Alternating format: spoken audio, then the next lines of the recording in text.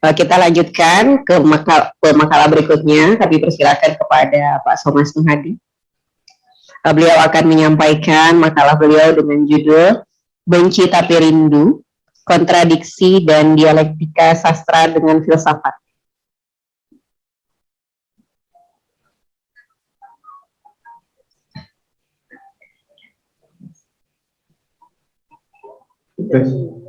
Terima kasih waktunya. Assalamualaikum warahmatullahi wabarakatuh. Saya Somas Nuhadi dari Program Studi Pendidikan Seni Pertunjukan. Pada kesempatan ini saya akan mempresentasikan, ini bukan hasil penelitian, tapi konsep saja, pemikiran mengenai hubungan atau relasi antara sastra dengan filsafat yang saya beri judul kontradiksi dialektis antara sastra dengan filsafat. Tapi saya juga menggunakan diksi-diksi yang populer ya, benci tapi rindu.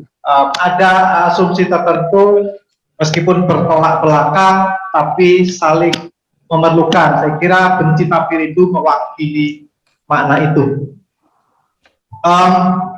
Karena latar belakang saya itu filsafat, tentu saya memilih ilmu filsafat untuk membicarakannya bagaimana hubungannya dengan sastra. Dan menurut saya ini berkaitan dengan apa yang dipaparkan oleh Pak Rektor tadi mengenai novel matematika ya. Jadi ada dunia yang berbeda antara matematika dan sastra, tapi bisa saling berhubungan dan saling memperkaya makna. Kira itu korelasinya.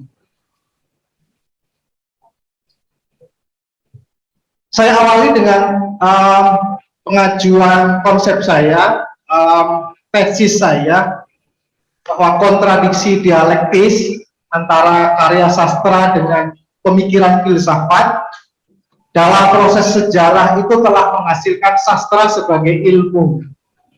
Hal ini dapat dipahami dan dijelaskan melalui konsep dialektika filsafat Hegelian.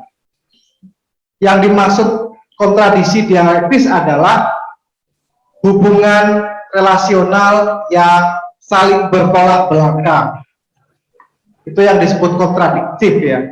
Bahwa di dalam sastra dengan filsafat itu dunia yang bertolak belakang, yang sifatnya berbeda, tapi mempunyai hubungan yang terikat atau saling mengikat. Itu yang saya sebut dengan konsep kontradiksi dialektis. Dan di dalam perkembangan karya sastra itu nampak jelas sekali bagaimana hubungan itu. Nanti akan saya jelaskan menggunakan konsep filsafat khususnya Hegel. Ilustrasi ini bisa menunjukkan bagaimana perkembangan dari sastra sebagai karya tulis atau karya kreatif, kemudian ada kontribusi filsafat sebagai antitesis, kemudian dia menjadi sastra itu tidak sekadar karya kreatif tapi menjadi disiplin ilmu. Nah, tesis itu didasari oleh asumsi-asumsi dasarnya ya. Ada 3 asumsi dasar. Yang pertama tentu saja sastra. Sastra sebagai karya seni bahasa dengan dualitas aktualnya, baik sastra tulis atau lisan, itu memiliki realitas ontologisnya sebagai ekspresi yang imajinatif sekaligus fiktif. Jadi kalau sastra kita lihat sebenarnya intinya itu apa atau fondasinya itu apa, seperti yang kita bicarakan novel di sesi pertama tadi, ya imajinasi dan fiksi. Apapun materinya, tapi bungkusnya atau bentuknya saja adalah ekspresi yang imajinatif. Ini bertolak belakang dengan filsafat. Asumsi dasar yang lain bahwa filsafat berbeda dengan sastra. Filsafat sebagai pemikiran rasional yang kritis, realitas ontologisnya berbeda. Filsafat itu eksplanasi logis argumentatif. Jadi kalau sastra tadi ekspresi, filsafat itu eksplanasi. Kalau sastra itu pengungkapan, penuh ilustrasi, penuh ekspresi, kalau filsafat lebih kepada penjelasan. Sebagaimana tadi kalau di dalam ilmu matematika ya penjelasan melalui angka dan teori-teorinya.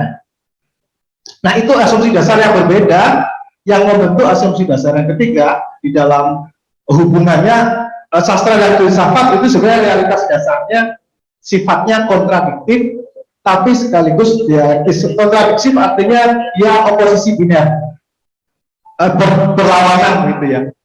Tapi berlawanannya itu unik, tidak saling menegasikan, tapi juga dialektis, saling merangkul, saling merengkuh semacam itu. Dan saya anggap ini kalau bisa dijelaskan secara dialektis menggunakan konsep dialektika Hegel. Nah, secara negasi saya kira jelas di salah satu sisi sastra itu butuh yang lain dengan filsafat. Tadi dengan ilmu matematika cukup dapat menjelaskan. Tapi perlu diingat matematika itu ada perkembangan dari logika. Nah, ini adalah yang saya maksud sebagai dunia filsafat yang sifatnya eksplanatif. Kalau sastra lebih kepada ekspresif, fiksi, menggunakan intuisi. Kalau filsafat argumen, rasio, saya kira itu yang saya sebut negasi. Tapi melampaui dari itu ada semacam kohesi, ya, ikatan yang dialektis. Kita akan tahu kalau membaca banyak novel, mungkin cerpen, seringkali dia sebenarnya ingin menyampaikan pemikiran yang kritis, bahkan ingin menyampaikan atau mengandung pesan filsafat. Hanya bentuknya saja sastra. Di situ kadang kita akan membedakan sebenarnya ini sastra atau filsafat. Ini yang saya sebut dialektis tadi ya. Tentu secara formal itu sastra, tapi secara pesan filsafat. Barangkali demikian. Sebaliknya di dalam dunia filsafat sebagai pemikiran kritis, filsafat itu akan terus saling mengembangkan, saling mengkritik sebuah teori. Misalnya filsafat modern itu akan benar-benar diruntuhkan oleh yang namanya filsafat kontemporer. Ketika pemikiran menjadi dogmatis, mentok, dia tidak bisa menggunakan logika filsafat, dia memerlukan lompatan-lompatan logis, dan biasanya dunia seni itu mewadahinya. Maka banyak para filsuf yang lari ke dunia sastra untuk membangun kembali filsafatnya. Kita mengenal Sartre, ya, Voltaire. Kalau di Indonesia, mungkin kalau di Indonesia yang bolak-balik antara filsafat dan sastra itu Sultan Takdir yang cukup kuat. Selebihnya mungkin Pram juga, tapi saya lebih melihat ke Sultan Takdir. Jadi ketika kita melihat kondisi demikian, sebenarnya antara kutub satu sastra dan filsafat itu ada kohesi, tidak sekadar negasi. Saya akan mengajukan pertanyaan kritisnya, jika dasar realitas ontologis sastra dan filsafat itu kontradiktif, oposisional, lantas bagaimana kita dapat menjelaskan realitas sejarah yang menghadirkan relasi yang kohesif tadi?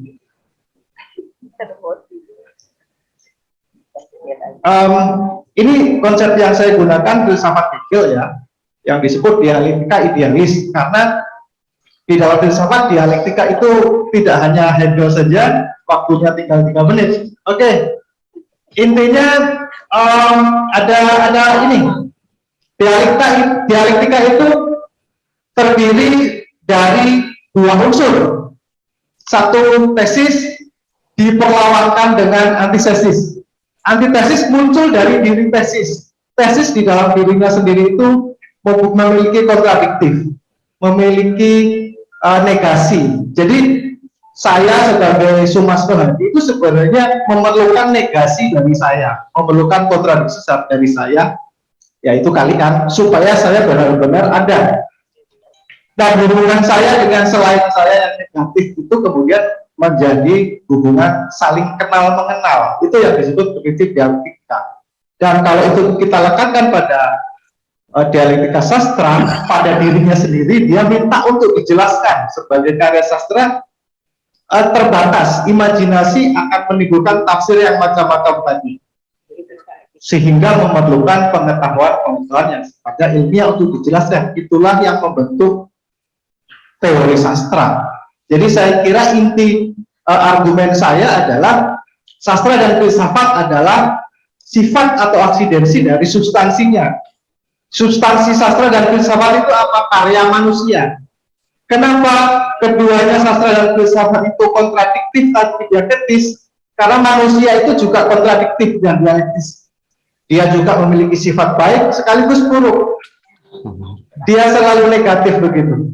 Yang kedua, sebagai eksistensi yang imajinatif, kontradiktif, sastra bagi manusia itu selalu memerlukan penjelasan logis. Karena kita tidak bisa memahami sastra tanpa pengetahuan. Jadi saya kira ketika kita membaca sastra, kita memerlukan yang namanya logika, dan itu adalah basis dari filsafat. Itu argumen yang saya ajukan pada hari ini. Saya kira cukup supaya nanti bisa ke bagian yang lain. Terima kasih. Mungkin banyak istilah teknis ya, saya mohon maaf, nanti kita bisa diskusi. Assalamualaikum warahmatullahi wabarakatuh. Waalaikumsalam warahmatullahi wabarakatuh.